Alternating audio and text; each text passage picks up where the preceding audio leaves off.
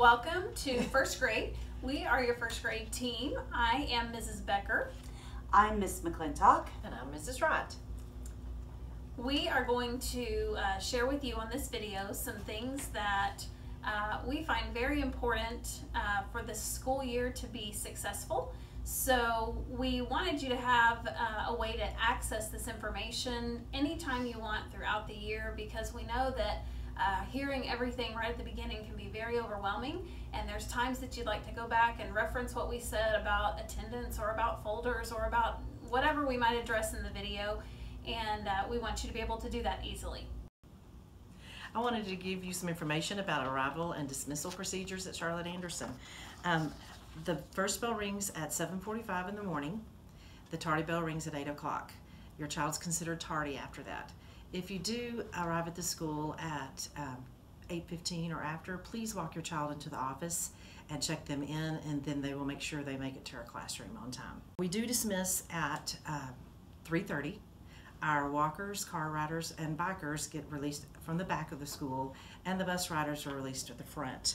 Please make sure if there's a change in how your child gets home that you email us. We're required to check our email at 2:30. If you don't receive any feedback from us by 2:45, please call the office and let them know the change. We may respond with "thank you, got it, thanks for letting us know." You'll get something from us if we've read your email. So please communicate with the office if you don't hear back from us. Next, I'd like to talk about our schedule. We do have enrichment classes this year. We have music, art, PE, and technology, and we have those classes from 9 to 10 every day. We also have lunch at 11:10 until 11:40, and then they go to recess. Please watch out for any notes that come home in the newsletter if there's any change in those schedules. Also, we have our attendance policy here at Charlotte Anderson. It's very important to have your child here as much as possible, please. If you know that you're going to be missing a class, please let us know in advance so we can be prepared for that.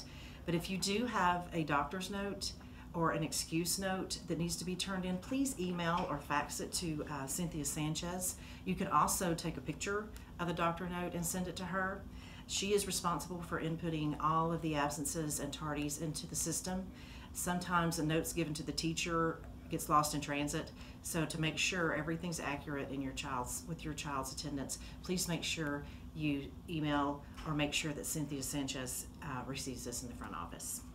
I'd like to talk to you about communication and our weekly newsletter. So we will be communicating daily through your child's behavior calendar, which I'll show you in just a moment.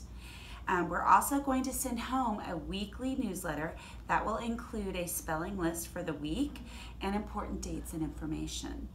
The purple folder's contents on Tuesday will also serve as another form of communication.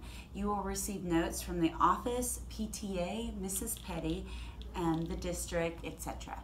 Take-home folders are sent home daily with a record of the day's behavior. Your child will have a purple folder that includes the behavior calendar. Each grading period will be on a separate calendar. And each day the circle on the box will be colored. Your child will color in if it's on purple or green. Both are great news, great colors. Your child had a great day. If they made a mistake or had any problems, then I or the other teachers will color in the appropriate color to match your child's behavior for that day. If they are on yellow, there will be a consequence. That'll be 5 minutes time out from a preferred activity. If they are on blue, that will be 10 minutes time out. And if they are on red, that's going to be 15 minutes time out. Also, if they are on red, you will be contacted, either a note or an email or a phone call. Please be sure to look at your child's folder daily and initial in the box for each day. Remember, on Tuesday, the folder will include graded work to be kept at home, but be sure to look through the folder daily for notes that may need to be signed or important information that you're going to need. And make sure you return the purple folder every day. Thank you for that. Next, I'd like to discuss our snack policy. So because we have a long day and our afternoons are going to be quite long, we are going to allow children to bring a healthy snack to school. But please understand, it must be something they can eat easily with their fingers while they're doing their work. So we don't want any snacks that require spoons or anything wet or mushy. Bananas, probably not a good idea, although I love them myself. Healthy snack ideas are pretzels, goldfish crackers, Cheez-Its, and healthy dry cereals. We try to avoid Takis in the classroom. If you can at all do that, we'd really appreciate it. Any spicy things, probably not a good idea. So thank you very much. I'm going to talk to you about reading and homework and kind of our philosophy on both of those things. Reading in first grade is incredibly important. We're laying the groundwork for reading from here on out, and so we consider our job with reading very critical. Along with that, we need your help. I want to tell you first of all the reading levels in first grade. We have levels 4 to 16, 18, somewhere in there. And we'll be testing at school to determine their levels at the beginning of the year, again at the middle of the year to see how we're progressing, and then finally at the end of the year to see where we've made it and maybe where we need to go from there. And so in order for your child to be successful and achieve those levels from the beginning of the year to the end of the year, it's going to be very important that you're helping them with reading at home. And we would like for your child to read 15 minutes every weeknight, and that can be accomplished through a website that's going to be offered for free this year called Reading A to Z. And that's something that you should be able to access either through a computer, a tablet, a smartphone, something like that. And it allows your child access to lots of leveled readers from anywhere from below a 4 all the way to way above a 16, 18. So it gives us a lot of freedom there for what levels your child can read. Of course, you read with your child regular books as well, books you might have at home, magazines, books you check out from the public library. All of those things are great. The most important thing is that they're reading. And the Reading A to Z program is a very expensive one, and we're really excited to have access to it this year, so we hope you'll take advantage of it. We're not going to be doing a reading log, so we're just going to be trusting that you are going to be doing what's best for your child and helping them to be as successful as possible, and we know that's what your plan is as well. Also, each night we want your child practicing addition and subtraction math facts, and you can get the cards to practice those at Dollar Tree, Dollar General, Walmart. You can make your own cards with index cards. It's really, it doesn't make any difference how you get the cards as long as you're practicing them, because that is huge for their success in math. From this point on, really, when they have a deficit there, it causes problems on down the road. So that's really important for math. And finally, spelling is important. And when we start spelling, we'll make you aware of that. And as we said before, the spelling list will come home in the newsletter via Skyward. So you want to be watching for that each week. And we want you to practice those words with your child so they're prepared for their test on Friday. And we don't want your child to go home and write them 10 times every night and that kind of thing. We don't want it to be a drudgery. We want it to be something they actually look forward to. Our philosophy on homework is that at the age that your child is, we want it to be a minimal amount.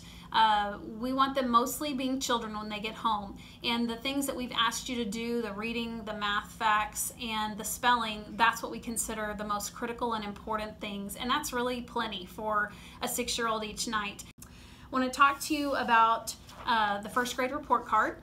This is a little different because the first grade report card doesn't come home after the first 6 weeks like in the older grades. It's going to be 12 weeks before you receive the first report card, and then the second one will come 12 weeks later, and then you will get one at the end of the year after 12 more weeks.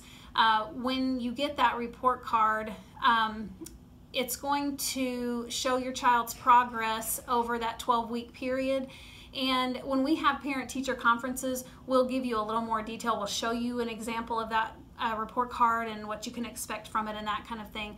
Something that we really want you to know about the report card that you can be preparing your child for is sight words. We're going to be testing them on sight words excuse me, at each of the reporting periods. And when we do the first report card, we'll test them on the first and second 6-week sight words. Then when we test the second time after 12 more weeks, we'll test on the third and fourth 6-week sight words, but we'll also allow them to go back and hit any of the ones they've missed in the first 2, which means that we want you to continue to practice all of them up to that point. And then finally, on the last report card, we will test the 5th and 6th 6 weeks, and we'll go back and review all the others as well. So it's very important. We're going to put a list of the sight words at the back of that purple folder right after the behavior calendars for you to keep in there, and then we're also going to try to send you an at-home copy. Finally, we believe on our team that teamwork makes the dream work, and we agree with that wholeheartedly, and we agree that we're a team along with you. If you guys come alongside us and we work together for the benefit of your child, we're going to find success all the way around for them. And that's what we want. We want this year to be a year that they look back on and they say that it was one of their greatest experiences ever. And we would just want to thank you in advance for helping us to make that happen. And we look forward to having a great year with you. Thanks.